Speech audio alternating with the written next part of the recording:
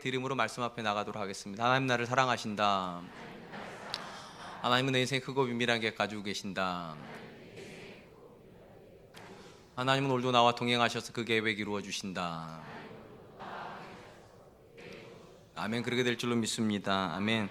모든 조직은 그 조직이 생성되기 위한 목적을 가지고 이 땅에 태어납니다. 어떤 조직은 상업적 영리를 목적으로 하여 생기게 되고, 또 어떤 조직은 비영리 활동을 목적으로 하여 만들어지기도 하며, 심지어 어떤 조직은 친목을 목적으로 하여 만들어지게 됩니다. 모든 목적은 그 기관을 평가하는 기준이 되게 됩니다. 상업적 영리를 목적으로 존재하는 회사는 이익을 가지고 그 회사를 평가하게 되고요. 사람을 섬기는 비영리 활동을 목적으로 하게 된 단체는 섬김을 통해서 그 기관을 평가하게 되고, 친목을 목적으로 하여 생겨진 그 기관은 그 구성원들의 만족도를 가지고 평가하게 됩니다. 그리고 모든 조직은 그 목적을 충실하게 실행을 하고 있을 때 존재의 이유가 발생하게 됩니다. 하나님께서 우리는 예수님으로 피로 값주고 세우신 조직이 교회라고 그렇게 믿습니다. 그러면 이 교회는 무엇을 목적으로 위해 존재하게 됐는가? 성경적으로 보면 크게 두 가지 목적을 가지고 이 땅에 교회는 존재합니다. 첫 번째, 하나님을 섬기고, 두 번째, 세상을 섬기기 위해서 존재합니다. 가장 먼저 하나님을 섬긴다는 것의 가장 중요한 고백은 우리가 이렇게 예배 드리는 것입니다. 그러니까 교회가 가장 교회다워지는 지점은 하나님이 영광 받으시는 예배를 드리는 순간일 것이고, 두 번째로 교회가 이 땅에 존재하는 목적 중에 하나는 세상을 섬기기 위해서 존재합니다. 이 부분은 예수님께서 산상설교를 할 때 성도의 정체성과 관련해서 말씀을 하신 부분에 분명히 드러나게 됩니다. 마태복음 5장 13절 14절 말씀입니다. 너희는 세상의 소금이니 소금이 만일 그 맛을 잃으면 무엇으로 짜게 하리요? 후에는 아무 쓸데없어 다만 밖에 버려져 사람에게 밟힐 뿐이니라. 너희는 세상의 소금이니 산 위에 있는 동네가 숨겨지지 못할 것이요. 예수님은 교회를 다니고 있는 성도 각 사람이 교회를 위한 소금, 교회를 위한 빛이 아니라 그들이 속하여 있는 세상의 소금이고 세상의 빛이라고 하는 분명한 정체성을 말씀해 주셨습니다. 그런 점에서 교회는 두 개의 축을 가지고 있습니다. 하나는 하나님을 섬기는 축이고, 또 하나는 세상을 섬기는 축입니다. 저는 오늘 본문 말씀을 통하여서 하나님께 우리가 존재해야 되는 교회로서 특별히 세상을 섬기는 교회가 어떤 모습을 가져야 되는지를 함께 나누려고 합니다.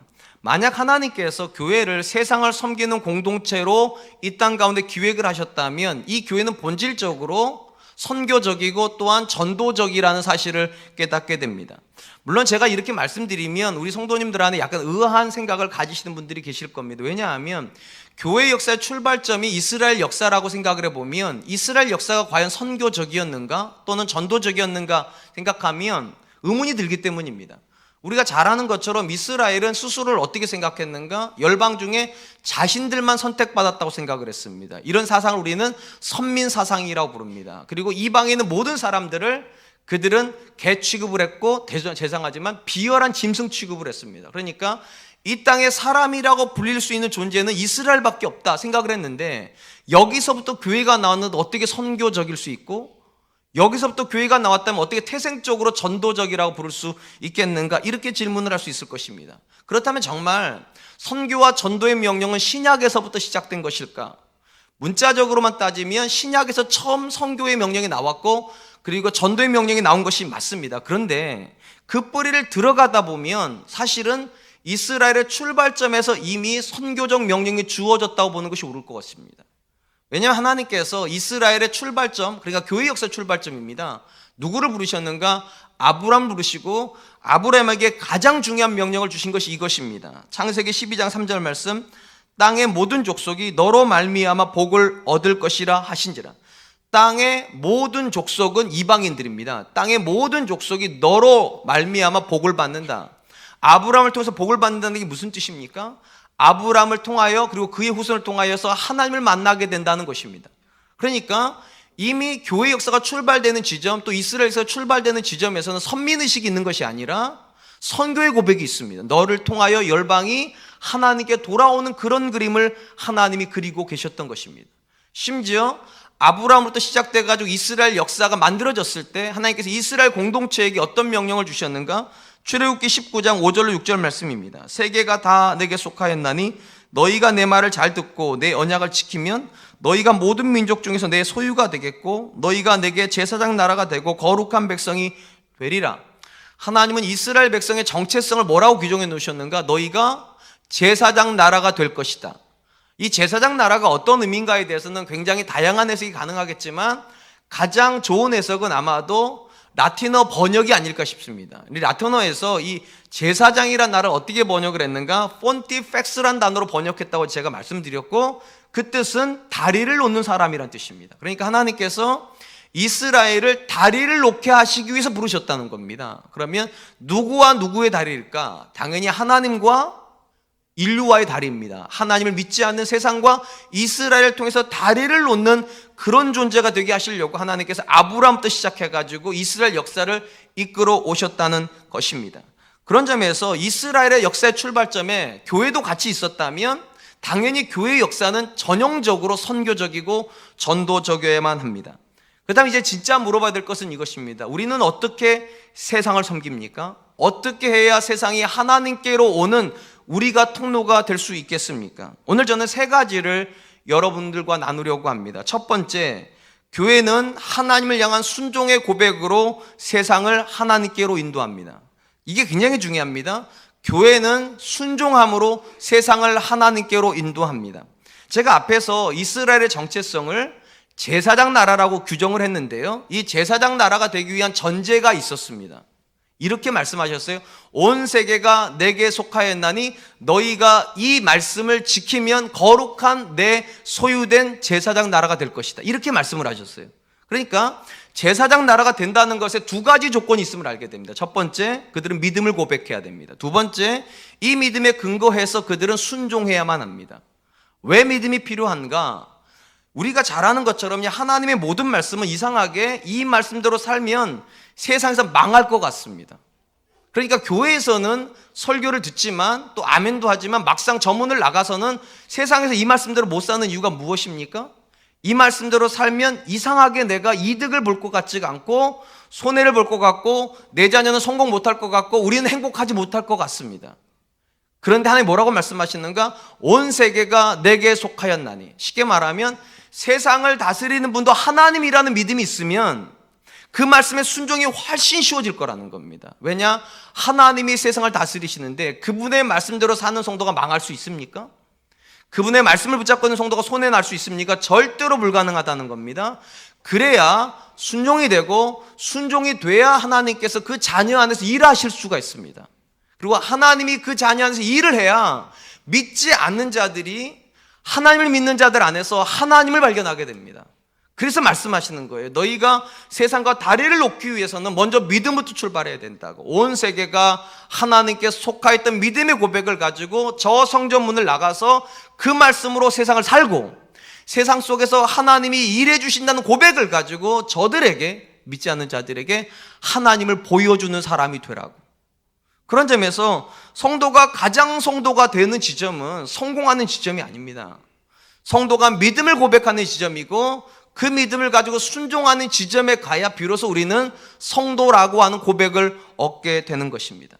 한번 생각해 보시기 바랍니다. 이스라엘의 출애굽을 할 때 애굽의 모든 장자들이 죽었는데 왜 이스라엘의 장자들은 죽지 않았습니까? 저들이 하나님의 말씀에 대한 믿음을 고백하고 하나님의 말씀대로 순종하여 양을 잡고 그 피를 문 임방과 지방에 발랐기 때문입니다. 그래서 이스라엘의 장자들은 안 죽었습니다. 애굽이 이제 출애굽을 해가지고 애굽의 군대가 홍해까지 따라옵니다. 근데 그 홍해에서 애굽의 군대는 다 몰살했습니다. 근데 신기하게도 이스라엘은 단 한 명도 죽지 않았습니다. 어떻게 안 죽었습니까? 이스라엘은 다 죽었는데. 이스라엘이 하나님의 말씀에 대한 믿음의 고백을 가지고 모세가 선을 뻗었을 때 그들이 그 바다로 뛰어들었기 때문입니다. 걷지 않았으면, 그 바다를 향해 들어가지 않았다면 그들은 죽었습니다. 근데 믿음으로 순종했기 때문에 그들은 살았습니다. 광야에서 이스라엘이 40년간 살았습니다. 어떻게 살 수 있었습니까? 광야는 단 하루를 살기도 어려운데 그들이 하나님의 말씀에 순종하여 아침마다 만나를 거두러 나갔기 때문입니다. 하나님이 만나를 주신다는 믿음을 가지고 그들이 나가서 거기서 만나를 먹었기 때문에 40년을 그들은 살 수 있었습니다. 무슨 말인가?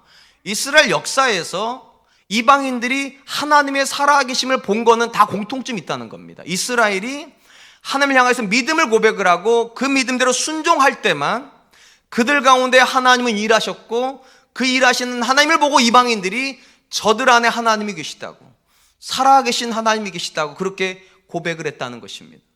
제가 여기서 질문을 하나 드리려고 합니다. 이스라엘 역사에서 이방인들이 이스라엘 역사에 공식적으로 들어온 첫 번째 기록이 어디 있는 줄 아십니까? 걱정 안 하셔도 됩니다. 천국에서는 이런 시험 문제 안 냅니다. 못 풀 거니까 어차피. 자, 이방인들이 공식적으로 이스라엘 역사에 들어온 역사가 어디일 것 같습니까? 그게 출애굽기에 나옵니다. 6월절 어린 양을 잡고 그 다음날 아침에 일어나서 그들이 출애굽을 할 때 성경이 이렇게 기록을 했습니다. 출애굽기 12장 37절 38절 이스라엘 자손이 라암셋을 떠나서 숫곳에 이르니 유아 외에 보행하는 장정이 60만 가량이요 수많은 잡족과 양과 소와 심이 많은 가축이 그들과 함께 하였으며. 여기 독특한 기록이 나옵니다. 분명히 하나님께서 출애굽의 역사는 이스라엘을 위해서 하나님이 일으키신 겁니다. 이스라엘의 믿음으로 순종을 할 때 하나님께서 그들 가운데 일하여 주심으로 바로가 항복을 했고 이스라엘은 나온 겁니다. 그런데 이스라엘에 나오는 그 여종 중에 누구도 있다고 되어 있는가? 수많은 잡족도 들어가 있다. 이방인들입니다. 이방인들이 왜 이스라엘 따라 나오는 겁니까? 하나님이 이방인들을 위해서 일하신 것도 아닌데 그들이 분명히 본 겁니다. 하나님이 이스라엘 가운데 일하고 계시다고. 하나님을 부정하고 싶어도 이스라엘 역사 속에 일하고 계신 하나님 부정할 수가 없는 거예요. 그러니까 그들이 공식적으로 이방인들이 하나님을 믿겠다고 출애굽할 때 따라 나온 것입니다. 이게 집단적 회심이죠, 사실은요. 그럼 또 하나 질문 드리겠습니다. 이런 집단적 회심 말고 한 개인으로 이방인이었음에도 불구하고 이스라엘 역사에 들어온 공식적인 첫 번째 개인은 누구일 것 같습니까? 또 이런 질문을 하면 눈을 안 마주치시고 고민하는 척을 하세요. 이렇게요. 답은 아시는 줄 압니다. 라합이라고 하는 여성입니다. 여러분, 이 라합이 어떤 여자입니까? 여리고 성에 사는 여자였고 기생이었는데 어느 날 그의 집에 찾아온 2명의 정탐꾼을 숨겨준 것이 인연이 되어서 그는 이스라엘 역사에 들어오게 되고 그리고 결국 예수님의 족보에 올라가는 믿음의 여인이 되었습니다. 제가 방금 이렇게 말씀드렸어요. 이 여자는 이방인이고 심지어 몸을 파는 기생이었다고. 도무지 이스라엘 역사에 들어올 수가 없을 것 같고 하나님에 대한 고백을 못할 것 같은 이 여자가 어떻게 하나님의 역사에 들어오게 되는가? 여호수아 2장에 보면 이 여자가 하는 믿음의 고백이 이렇게 나옵니다. 여호수아서 2장 10절로 11절입니다. 이는 너희가 애굽에서 나올 때에 여호와께서 너희 앞에서 홍해물을 마르게 하신 일과 너희가 요단 저쪽에 있는 아모리 사람의 두 왕 시온과 옥에게 행한 일 곧 그들을 진멸시킨 일을 우리가 들었음이니라. 우리가 듣자 곧 마음이 녹았고 너희로 말미암아 사람이 정신을 잃었나니 너희 하나님 여호와는 위로는 하늘에서도 아래로는 땅에서도 하나님이시니라. 라합은 한 번도 적극적으로 하나님을 찾은 적이 없는 여자이고요, 하나님께 예배 드려본 적도 없는 여자입니다. 그런데 그가 어느 날 소문을 듣습니다. 이스라엘의 하나님께서 이스라엘을 위해서 출애굽을 일으키셨고 홍해를 가르셨고 요단 동편에 있는 두 왕을 하나님께서 정복하시더라. 부정할 수 없는 하나님의 역사를 듣자 그녀는 자기 가정을 위해서 자기가 하나님을 믿기로 결정을 하는 것입니다. 무슨 말인가? 하나님께서 왜 이스라엘 안에다가 믿음의 역사를 자꾸만 주시냐는 겁니다. 이스라엘만을 위한 것이 아닙니다. 그 이스라엘 역사를 보고 이방인들이 하나님께로 올 수 있는 문을 여시려고요. 그렇게 수많은 잡족들이 이스라엘 역사에 들어온 것이고요, 라합이 그렇게 이스라엘 역사에 들어오게 된 것입니다. 사랑하는 성도 여러분, 하나님께서 저와 여러분들을 하나님의 사람으로 부르실 때 저와 여러분이 목적일 거라고 생각하지 마세요. 저와 여러분은 그 목적의 출발 지점일 뿐입니다. 아브라함을 부르신 게 아브람만이 아니라 열방이 목적이었던 것처럼 아브라함도 그 목적의 출발 지점입니다. 하나님은 나를 통해서 내 남편, 내 아내, 내 자녀들, 더 나아가서 내 시댁 식구들, 내 친정 식구들 만나고 싶으셔서 우리를 그 가운데서 불러내신 것입니다. 그리고 우리에게 어떤 소명을 주셨는가? 제사장 나라가 되라고, 너가 그들과 하나님을 연결하는 다리가 되라고. 그러면서 어떤 명령을 주셨는가? 믿고 순종하라고. 그런 점에서 여러분, 성도가 하나님 앞에서 세상을 섬기는 사람이 된다고 할 때 가장 중요한 첫 번째 고백은 이것입니다. 믿음입니다. 믿으셔야 돼요. 온 세상이 하나님께 속하여 있다는 이 믿음의 고백을 가지고 그래야 순종이 가능해집니다. 내 자녀를 말씀대로 키울 수 있게 되고요, 우리가 일을 하더라도 말씀대로 할 수 있게 돼요. 그래야 하나님이 그 가운데 일하십니다. 그리고 나서 믿지 않는 처제가 이렇게 말하는 거예요. 언니네 집은 뭐가 있는 것 같아. 믿지 않는 여동생이 말하는 거예요. 오빠 집에 뭐가 있는 것 같아. 뭐가 있겠습니까? 하나님 있죠. 우리가 세상을 섬긴다는 걸 너무 막연하게 생각하지 마십시오. 하나님께서 저와 여러분들 출발 지점에다 갖다 놓으신 게 왜 믿음인가? 그 믿음이 있어야 하나님의 역사를 보여줄 수 있기 때문입니다. 저는 우리 사랑과 은혜교회가 시간이 흘러가면 흘러갈수록 더 견고한 믿음 안에 설 수 있었으면 좋겠고, 내가 견고한 믿음에 서고 있다는 거 어떻게 확인할 수 있는가? 더 많은 순종이 가능하면 됩니다. 순종하면 우리는 확인하게 될 겁니다. 하나님이 내 삶에서 일하신다는 것을. 그것이 우리의 첫 번째 고백이 될 수 있기를 축원드립니다. 두 번째로 교회는 섬김을 통하여 세상을 하나님께로 인도합니다. 제가 앞에서도 말했듯이 구약 성경에는 문자적인 선교의 명령은 없고요, 문자적인 전도에 대한 명령도 없습니다. 그렇기 때문에 누군가는 선교는 신약에서부터 시작됐다고 얘기하기도 하는데 그렇지 않습니다. 왜냐하면 문자적인 고백은 없을지 몰라도 의미적인 고백이 들어가 있습니다. 선교를 담고 있는 의미적인 고백. 가장 대표적인 명령이 어떤 명령인가? 환대의 명령이에요. 우리가 레위기를 읽을 때나 신명기를 읽을 때 가장 자주 만나는 것이 가난한 사람들을 향한 사회적 배려를 하라는 명령입니다. 그 대표적인 명령이 이런 것이죠. 레위기 19장 9절로 10절 말씀입니다. 너희가 너희 땅에서 곡식을 거둘 때에 너는 밥 모퉁이까지 다 거두지 말고 내 떨어진 이삭도 줍지 말며 내 포도원의 열매를 다 따지 말며 내 포도원에 떨어진 열매도 줍지 말고 가난한 사람과 거류민을 위해 버려두라. 나는 너희 하나님 여호와이니라. 하나님께서 이스라엘에게 가나안 땅을 주시면서 그 땅에서 추수할 때 추수 규정을 주십니다. 뭐라고 말씀하시는가? 밭에서 정중앙에 있는 것들은 다 걷어가 된다는 겁니다. 그러니까 밭이 정사각형이면 가운데 원을 찍어가지고 점을 찍어서 원심에 의해서 이렇게 그리면 원이 나오겠죠. 고기 안 꺼드기면 초등학교 안 나오신 거예요. 그러니까 원을 그려서 원 안에 있는 건 다 가지고 되는데 모퉁이 쪽, 내 모퉁이는 가져가면 안 된다는 겁니다. 그건 누구 거라고요? 가난한 자들의 것이라고. 포도원에서 포도를 딸 때에도 손이 안 닿는 지점에는 따면 안 된다고 말씀하세요. 짝대기 가져 치면 안 된다고. 그건 누구 거라고요? 가난한 자의 것이라고. 심지어 포도원에서 또는 과실수에서 과실이 떨어졌어요. 멀쩡해요. 주스면 된다 안 된다? 안 된다고요. 가난한 자의 것이라고. 근데 하나님께서 가난한 자라고 규정하시는 분들이 누구냐가 중요합니다. 대부분 고아와 과부는 꼭 들어갑니다. 그 다음에 들어가는 사람이 중요해요. 거류민들이요. 이 거류민이 누구냐고 물어보면 우리 초등학교 중학생애들은 잘 모릅니다. 번역을 너무 어렵게 놨어요. 나그네들이요. 이방인 나그네들이요. 그러니까 이스라엘 땅에서 땅 한 점을 가지고 있지 못하고 자기 안정적인 소득을 가질 수 없는, 요즘 우리로 말하면 이주근로자들 있죠. 그들이 이스라엘 밭에서 먹을 게 있어야 된다는 거예요. 이스라엘의 포도원에서 따갈 수 있는 열매가 있어야 된다고. 하나님이 왜 그렇게 하시는 겁니까? 이스라엘 통하여서 이방인들을 만나고 싶으신 거죠. 이스라엘 사람들이 그들에게 마음을 얻으라는 거잖아요. 그래야 그들이 하나님을 향해서 이렇게 말할 거 아닙니까? 이렇게 착한 민족들을 믿는 하나님이라면, 이렇게 좋은 사람들이 섬기는 하나님이라면 내 하나님도 되어달라고 그러지 않겠습니까? 우리가 성경 안에서 이 환대의 명령 때문에 인생이 역전돼 버린 한 사람을 알고 있습니다. 바로 룻이라고 하는 여인이죠. 이 여인은 모압 여인입니다. 결혼을 이스라엘 남자랑 했어요. 그 시어머니는 나오미라고 하는 여인입니다. 근데 우리가 잘 아는 것처럼 이 집안의 모든 남자가 다 죽어버립니다. 그리고 딱 한 사람, 이 나오미와 그리고 나오미의 며느리인 딱 한 사람 룻이 이스라엘 땅으로 돌아오는 게 룻기의 이야기 시작입니다. 이스라엘 땅에서 과부는요, 끈떨어진 연과 비슷합니다. 아무것도 못합니다. 경제활동을 할 수 없는데 과부 한 명도 아니고 두 명이니까 쌍과부니까 절대 결핍이에요. 아무것도 못해요. 다행히 추수 때 이들이 돌아왔습니다. 룻이 어머니를 섬기기 위해서 추수하는 곳에 나갑니다. 베들레헴에 있는 모든 사람들이 다 압니다. 나오미의 며느리는 모압 여인이라는 것을.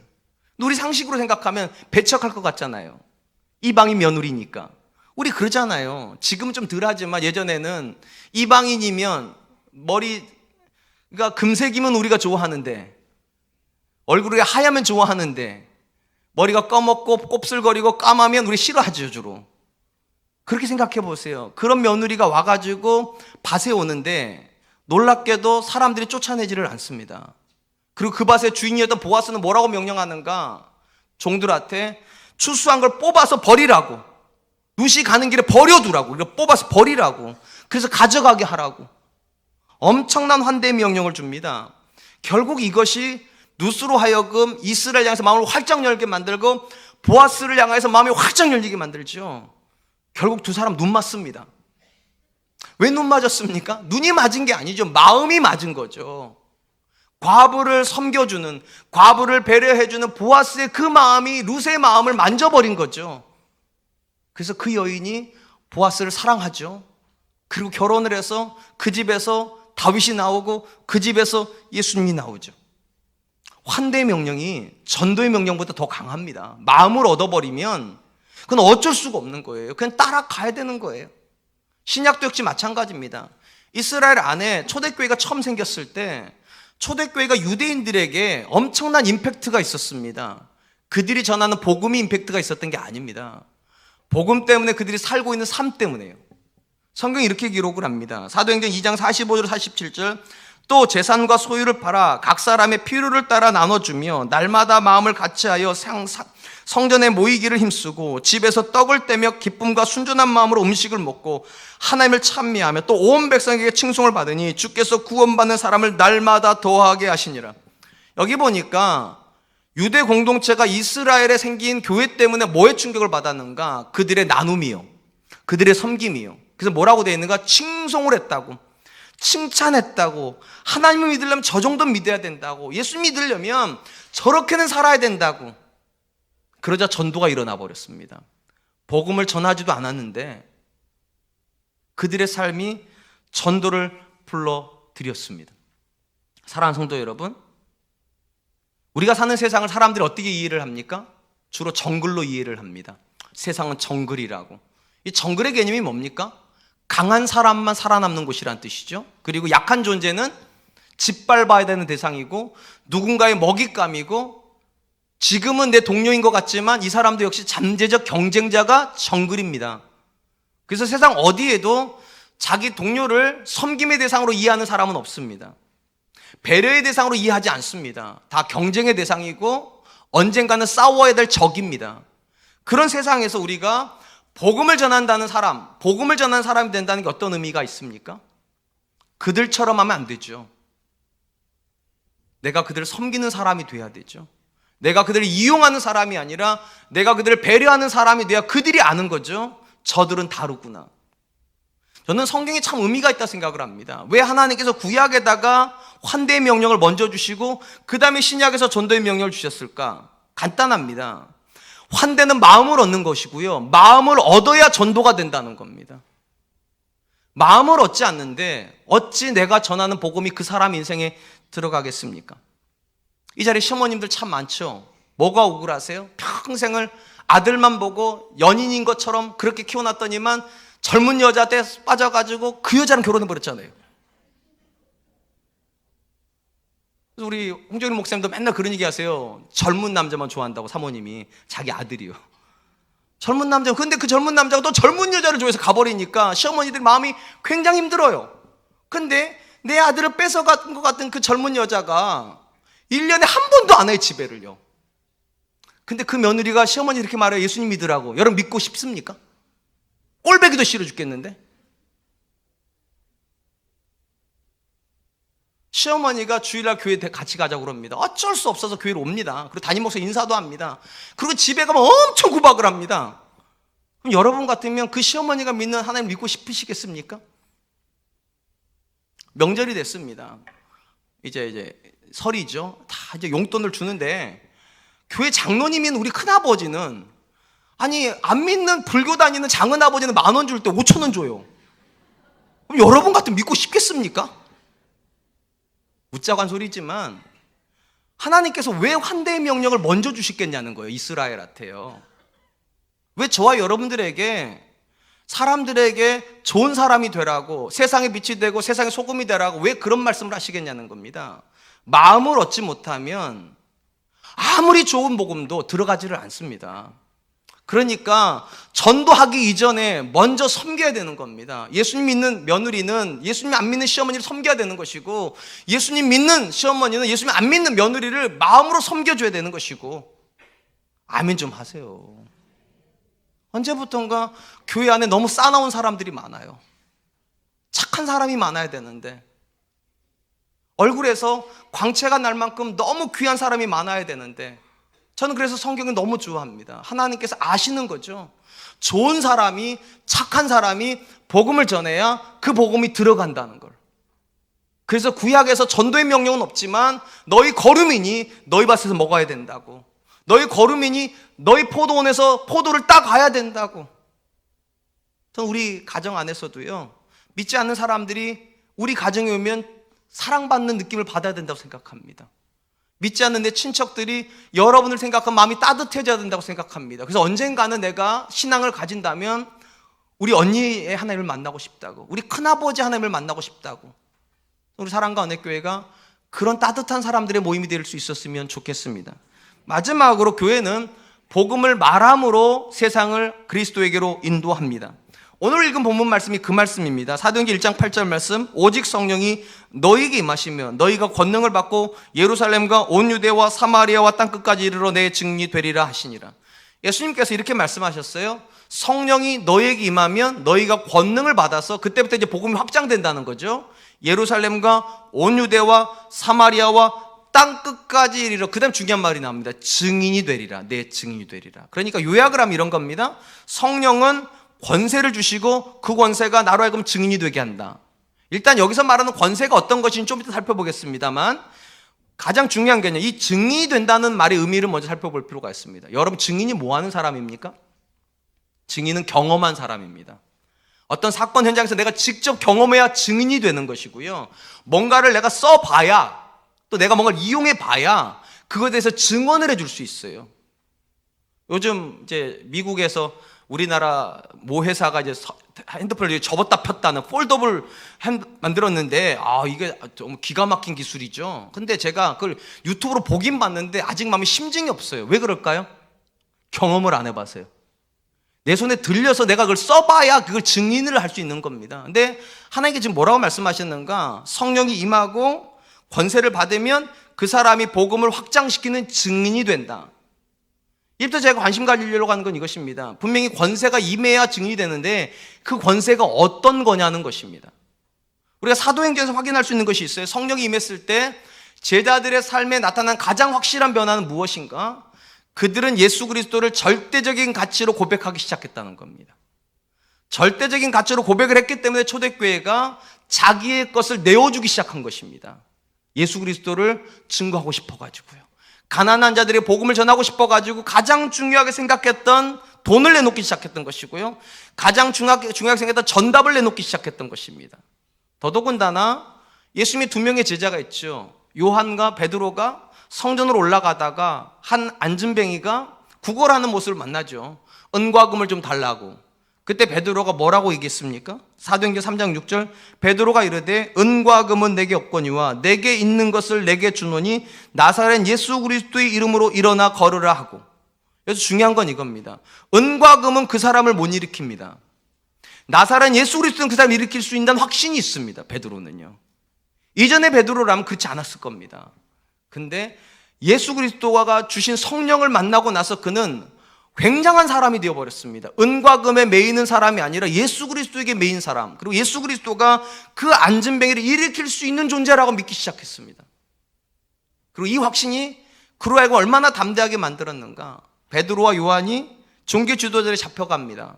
그리고 모든 사람 앞에서 예수님을 모른다고 시인하게끔 만듭니다. 그러면 놓아주겠다고. 그때 베드로가 뭐라고 말을 하는가? 사도행전 4장 12절, 다른 이로서는 구원을 받을 수 없나니 천하 사람 중에 구원을 받을 만한 다른 이름을 우리에게 주신 일이 없었음이니라. 베드로의 모습을 보십니까? 과거에 베드로는 예수님을 3번이나 부인한 사람이었으면 살기 위해서. 근데 그는 은과 금보다도 예수님이 더 중요하다고 말했고요, 자기 목숨을 포기하는 한이 있어도 천하 인간의 구원을 얻을 만한 다른 이름을 주신 적이 없다라는 확신 앞에 서게 됩니다. 제가 여기서 발견하는 것이 있습니다. 예수님이 말씀하시는 권세가 무엇일까? 간단히 말하면 믿음에 대한 확신입니다. 성령이 우리에게 임하면 어떤 사람은 방언할 겁니다. 어떤 사람은 예언도 할 겁니다. 어떤 사람은 치유, 사람을 고치기도 할 겁니다. 그런데 그게 보편적인 현상은 아닙니다. 모든 성령의 사람의 보편이 있다면 그들은 확신의 사람이 된다는 겁니다. 예수 그리스도가 절대적인 분이 됩니다. 내 자녀가 성공하면 좋겠죠. 근데 성공 못하더라도 예수 믿는 사람이었으면 좋겠다고. 아니, 예수님 믿어야 된다고. 내가 행복한 사람이면 좋겠죠. 근데 행복하지 못하더라도 내가 예수님 믿는 사람이 되어야 된다고. 그 확신이요. 그걸 누가 주시는가? 성령님이 주신다는 겁니다. 예수님의 모든 제자들이 똑같은 경험을 했습니다. 여러분 아시잖아요. 원래 제자들은 예수님을 쫓아다니긴 했지만 확신이 없었던 사람들이었습니다. 그러니까 베드로는 예수님을 3번이나 부인했고요. 가룟 유다는 은 30에 예수님을 팔아버린 사람이 돼버렸죠. 근데 성령이 임하고 나서 그들은 절대로 예수님 포기 못합니다. 왜냐하면 확신이 들어가 버렸으니까요. 주님이어야만 한다고, 하나님이어야만 한다고. 그런 사람이 증인이 되는 겁니다. 확신이 있는 사람이요. 유대인들이 안다라고 하는 개념과요, 우리가 쓰는 안다라는 개념 확실히 다르다고 제가 자주 말씀드렸죠. 유대인들은, 우리는 일반적으로 안다 그러는 것은 뭔가 지식으로 뭔가를 안다 이렇게 합니다. 그러니까 뭔가 지식이 들어오면 내가 안다 이러지만 유대인들은 그 지식이 경험돼야지만 안다라고 했습니다. 그래서 유대인들이 쓰는 안다라고 하는 단어에서 히브리어가 야다라고 제가 자주 말씀드렸죠. 이 야다의 가장 독특한 표현법 중에 하나가 아담과 하와에게 쓰였습니다. 어떻게 쓰여졌는가? 아담이 하와와 동침함에, 여기나 이 동침한다는 단어로 썼습니다.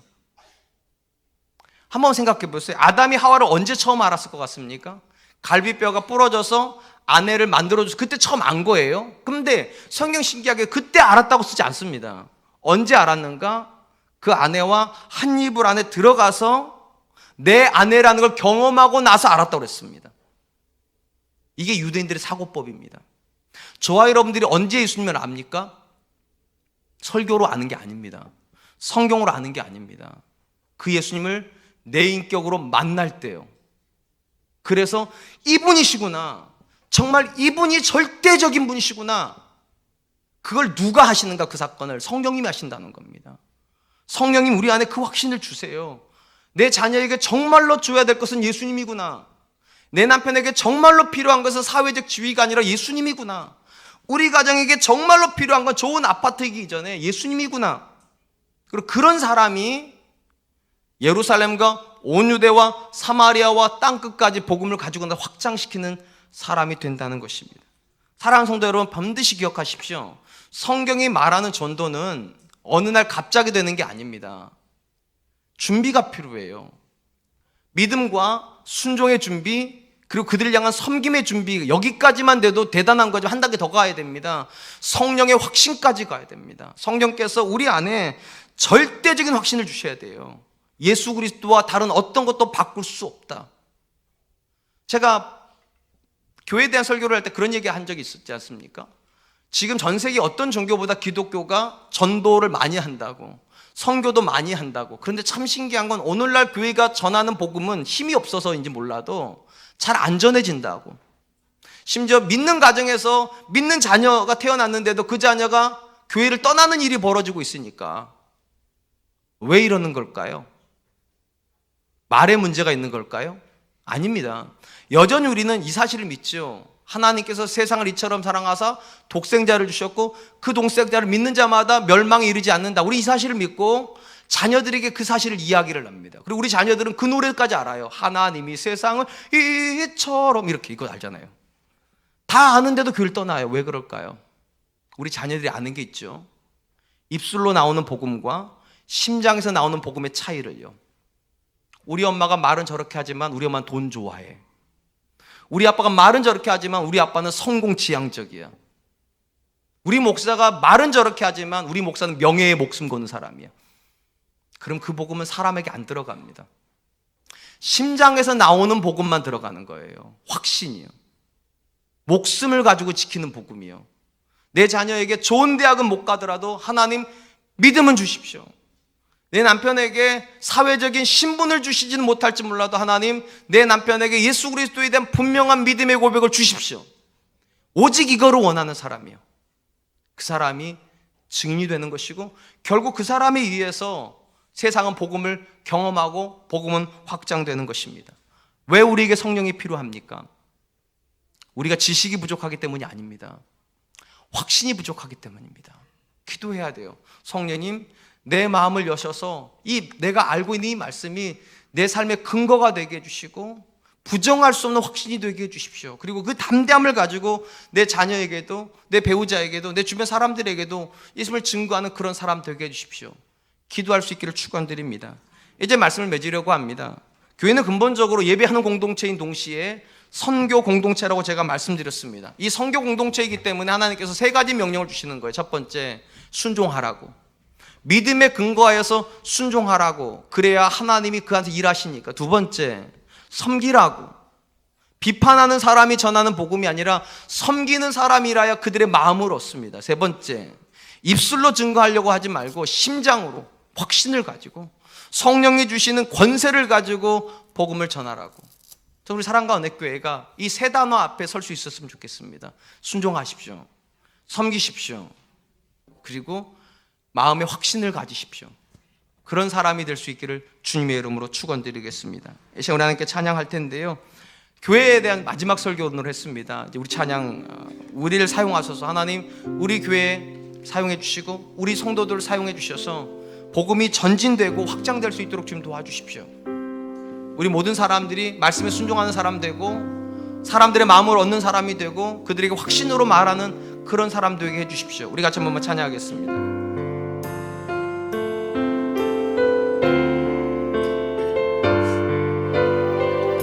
우리에겐 소원이 하나 있네.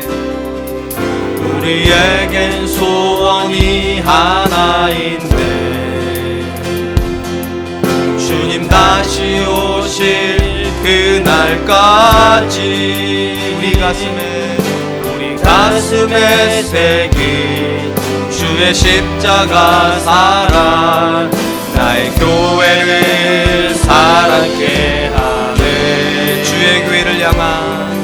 주의 교회를 향한 우리 마음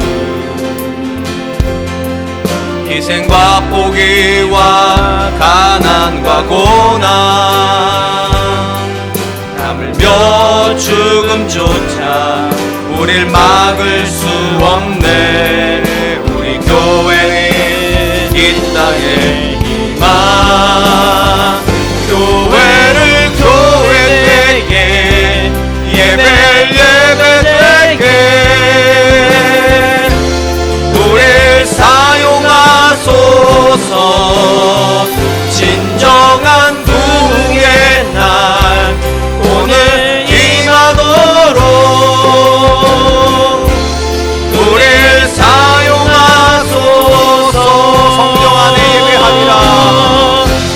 성령 안에 예배하리라. 자유의 마음으로 사랑으로 사역하리라. 교회는 생명이니 교회를 교회되게 예배되게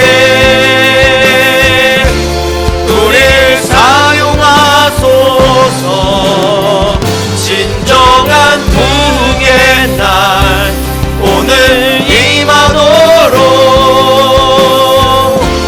우릴 사용하소서.